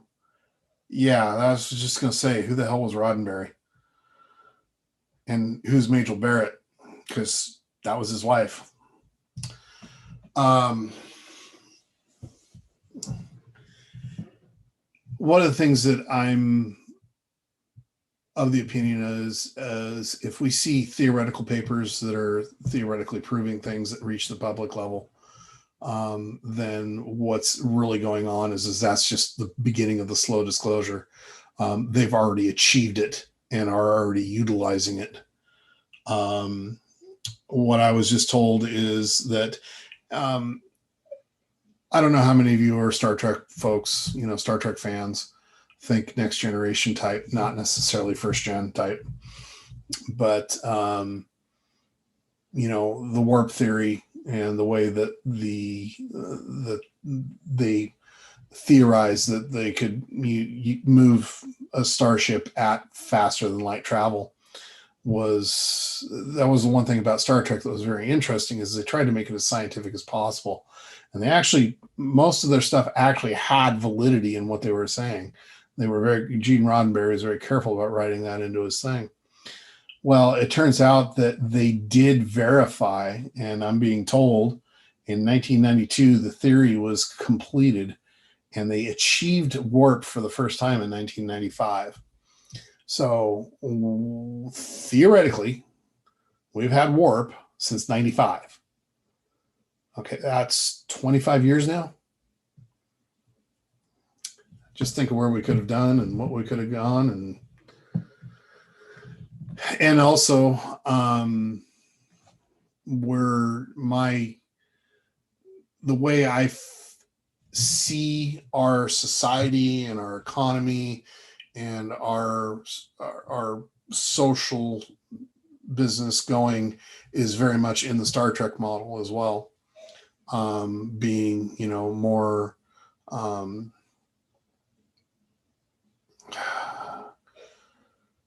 man, it's hard to explain, but if you've ever watched Star Trek or any of the shows or stuff, you'll understand what I mean. And I think that's the direction we're heading. I think that's really what we're supposed to be doing. So it's very interesting. We're just now kind of having an off-screen discussion about who was Roddenberry. That'd be interesting. That might be worth a dig.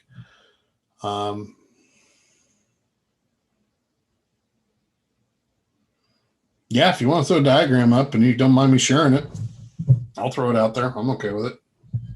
Or if you don't want me to share it, I won't, but I'll sure as shit save it. This is why you just need to come on, Shane. You could be just on saying this stuff. Time travel will be the fourth dimension.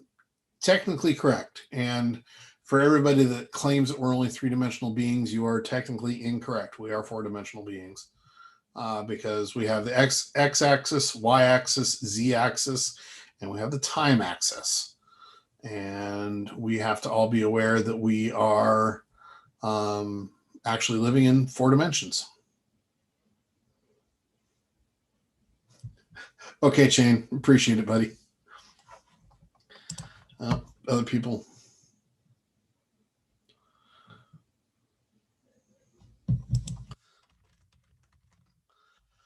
Man, I'd love to talk to Shane about that, like how they're actually doing it per se. Is it bending space-time in front of the vehicle, where you know what I mean, like it's a slingshot, that theory, or is it a kind of like a wormhole, all that stuff? Is it? No, it's not a wormhole. They're actually bending space-time is what they're doing. The wormholes are too unstable. They're unpredictable. They're the Rosenstein Einstein-Rosenstein bridge, or whatever they call it, is not a stable thing. The biggest problem with it is that you can't control the duration, nor can you control the aperture. And another problem is it's very difficult to control where it goes. And sometimes the other end of it doesn't stay where it's supposed to. It moves around, and that can be Well, Shane just kind of verified something. Time doesn't exist. That's another thing I've known for a while, but it's hard to explain that. And I wish he would be on here. Time is a construct. I'll agree. That's something that we've created to. In some ways, I feel that time is something that's an evil almost. It's hard for me to put that into words. I don't. It's just something I've kind of come to the realization of over the past 20 years or so, that we don't have no idea what it is. Well, I think it's a manipulation, a control mechanism. 100%. And I think that our focus on it is because we've been forced to focus on it. So as a result, we tend to lose track of other things that are potentially more important. So That's a good way of putting it. that's my gut feeling on it. There I'm using my gut instead of my logic and discernment, but my logic and discernment got me to that point. So, John Galt. I don't know who he is, but I know who the John Galt really is, the one in the book.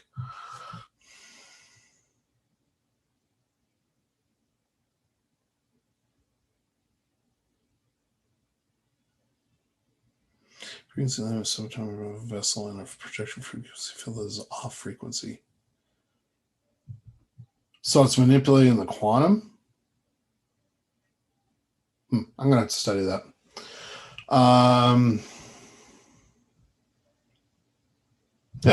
What is the Galactic Federation? Yeah, I mean, 5 years ago, if you had asked me that, I would have laughed at you and thought you were nuts. I would have said, "Oh, it's Federation of Planets. It's on Star Trek." Gee, there it is again. I think maybe we should all just go back and watch all Star Trek, all the series, all the movies, everything, and maybe we'll catch up and be about 70% of the way where we're supposed to be.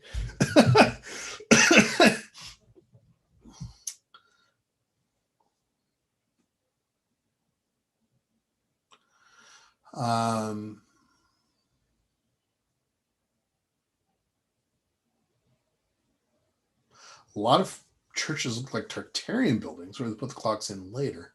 I've had another use before. Do the church's clocks all face the same direction?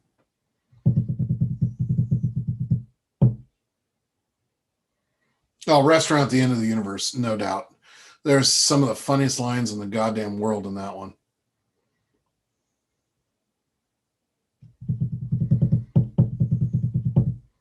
I've always was, when I was younger, I was always taken with Marvin confronting the tank on the bridge.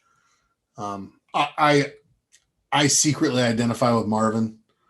I don't ever say that outside of this. Now that I've just put it on video for whoever to view, but Marvin's my secret hero. And the British version, not the American version. Although the American version was done pretty well, but the British one is top notch. If you see the TV. Oh, apart from that series, I read the Long Dark Tea Time, the Dirk Gently stuff, and it just didn't resonate with me. Maybe I need to go back and reread it. It's been a long time. It's sitting right there.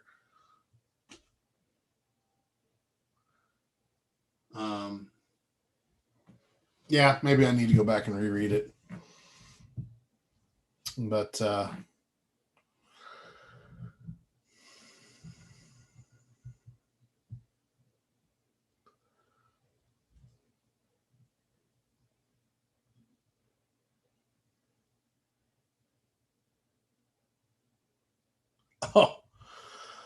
oh boy.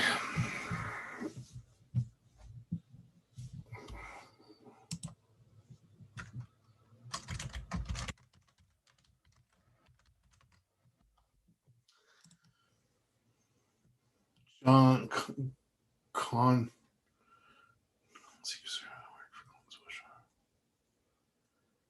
Oh, you're talking. Oh, that is that his name though? Qohnngult. That's kind of an interesting name. I see that as John Galt, as in who is John Galt, as in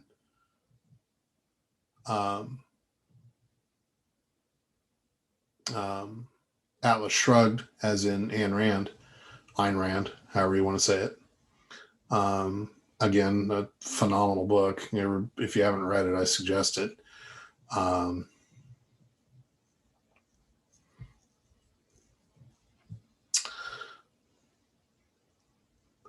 Um, Guys, if you have not watched the Star Trek series, I really strongly recommend you watch them. The first series with Shatner and Nimoy and stuff is kind of campy, but it's still fun. The Next Generation is still my favorite. It's a little dated now visually, but it's very, very, very good. Um, and all of the movies are phenomenal. I'm also being told that Stargate is worthy of being considered as a potential interpretation of stuff too. And again, that's one of my favorites as well. I just watched another Roland Emmerich movie. How was that? Just a couple days ago. Now I can't remember. That struck me as being that Roland Emmerich is somebody else that knows way more than he let on. So,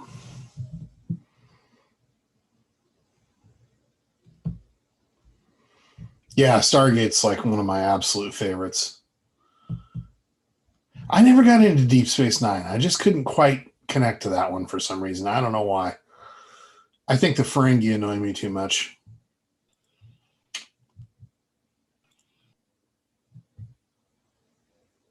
Yes, Mac? There's a Stargate couple episodes, and I forget the season and the episodes. I was about to look it up, but I've been told that that is a pretty accurate description of kind of like ancient history on certain level. Wouldn't surprise me.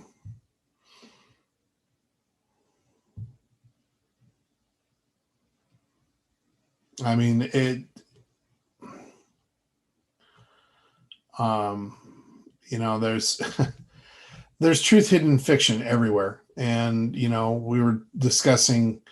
Um, I forget who was involved in the discussion. I think Chain might have been involved in it, but Noetic was definitely involved in it too.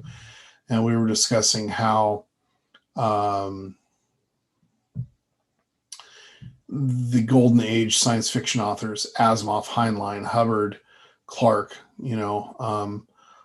all seem to really have a feel for getting out truth, even though they were writing fiction. One of Asimov's big things was anti-grav drive. And Asimov's my second favorite, science fiction author. So of course, as soon as I see all this stuff about the way that our UFOs are propelled as anti-gravity, it's like, okay, I've already been exposed to all the different nuances because they covered them in the books so well. And Asimov was a scientist and he was a physicist, and he really, really, really dug into it and, explained how that would benefit things. And, this is done in the 40s, in the 50s. This information was being put out there, but it was being put out there as science fiction. Well, it turns out it was science fact, and we're just now figuring it out 70 years later, 80 years later. It's just crazy, and then Heinlein was another one. He had a bunch of stuff that he came up with that has since happened. And Clarke, another one. There was a bunch. Yeah, the Foundation series. Foundation series was, well, the Robot and Foundation together. Another little known fact, I'm named after a robot. If you know Asimov's writings at all, Asimov was my dad's favorite author.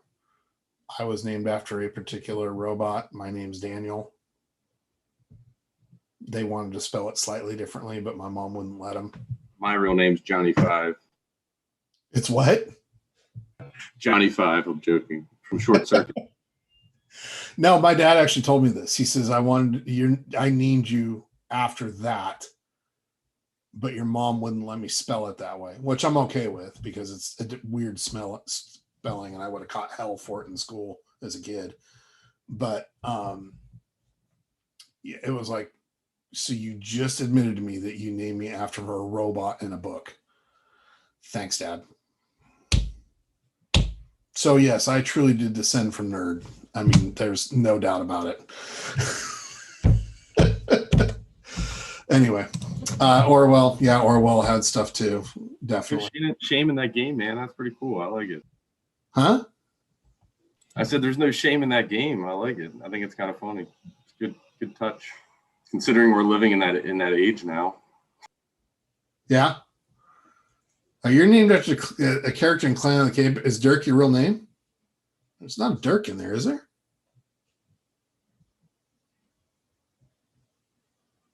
I don't think there's a Dirk in the Clan of the Cave Bear. Anyway, it's funny what where our parents come up with names.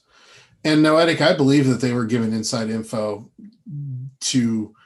they might have been given a brief glimpse into a very narrow window to see part of what was going on. And they were expected to, use that as soft disclosure and get it out there and start getting the ideas out there. So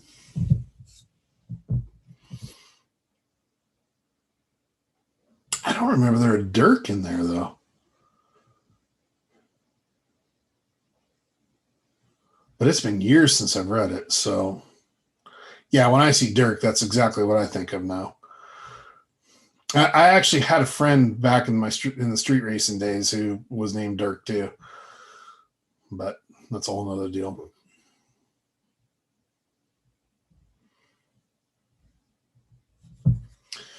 And, that's very true, John, or Joe Don. See, I don't read closely. I read in groups. Is that we are, they're putting that out there to help steer us.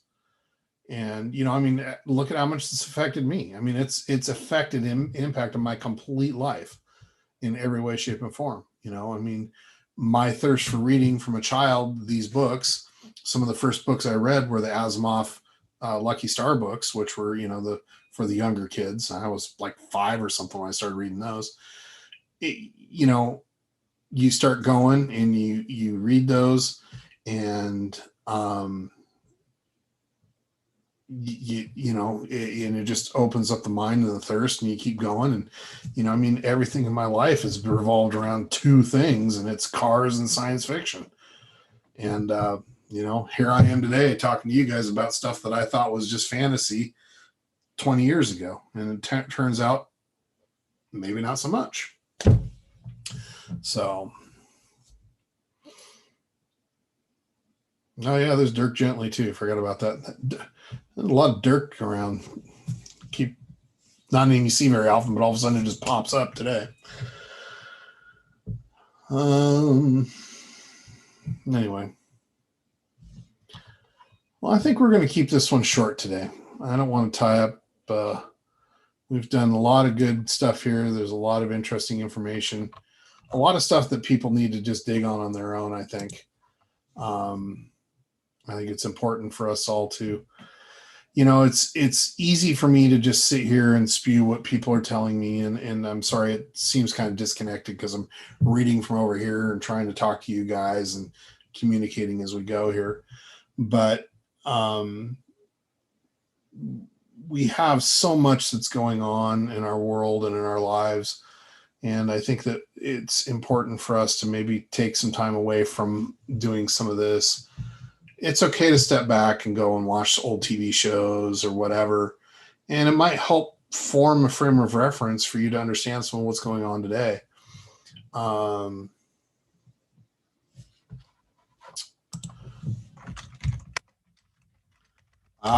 Dirk, that way. I didn't even make that connection. Good job, 11.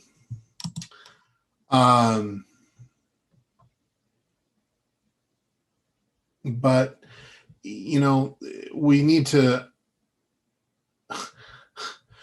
to start looking at all sorts of, what? POTUS is back on Twitter. Interesting. Well, maybe I need to get my butt back over on Twitter. It's worth going and doing the research and learning and watching, because it gives you a visual frame of reference for a lot of the stuff that we're talking about and maybe the future of what we're looking for. So, Star Trek, Stargate,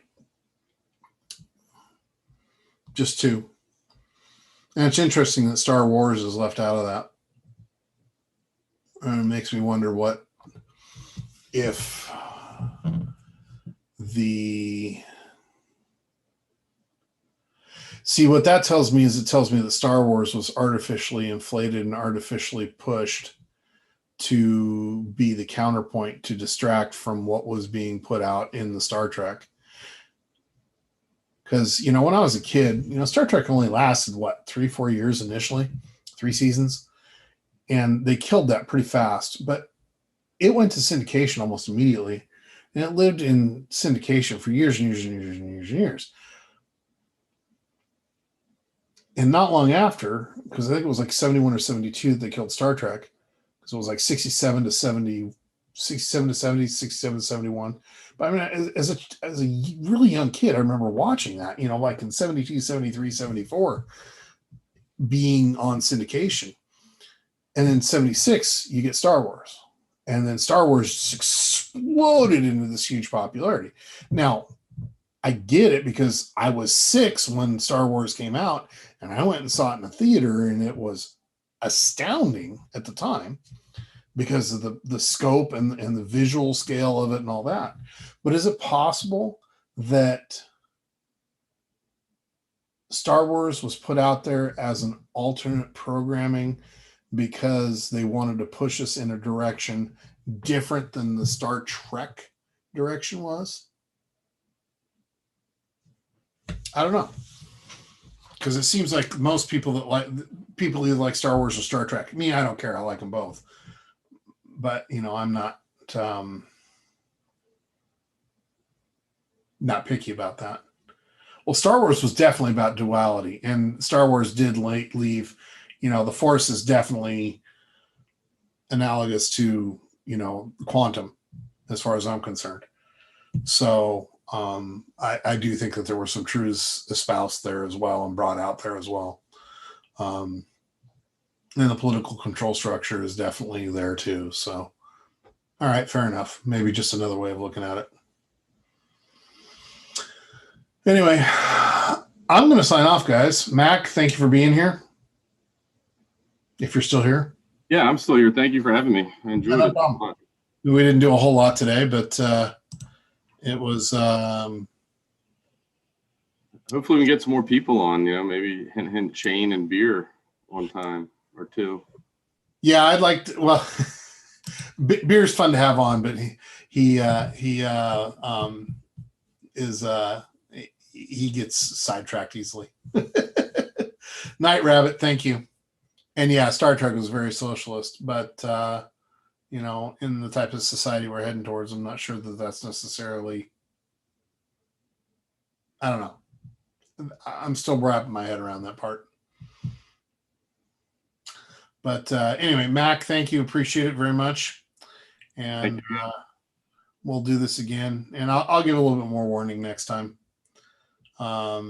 We need to step up get some more of this roundtable stuff. So, because I think we get some information in. And if we can convince Shane to come on, I think that'd be a great time. But he's got to be willing to do it, and I'm not going to force him. So, not that I could. Thanks everybody for being in the chat. I appreciate everybody's contributions. There was a lot of good chat in there. I wish I could have hit everyone that all the questions that came up there. There was a lot of good stuff. So, keep them in mind. We'll get back to this again. We might do it just this way again next time. I don't know. We'll see what the week brings. Peace out.